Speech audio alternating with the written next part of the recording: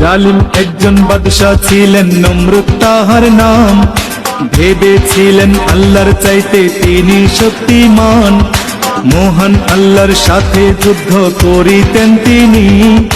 দেখেছিলেন তাহার যত সৈন্য বাহিনী, আল্লাহকে মারার জন্য তীর মারে আকাশে। কাণ্ড দেখে আল্লাহ তাআলা হয়তো তখন হাসে। অবশেষে ক্ষুদ্র মশা দিয়ে রহমান নমরুদের সকল শক্তি করলেন অবসান।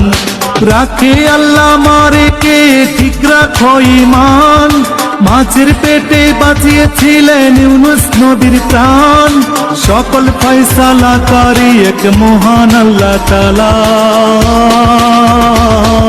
পাহাড় ভেঙে দরিয়া করে এই তো মাওলার খেলা।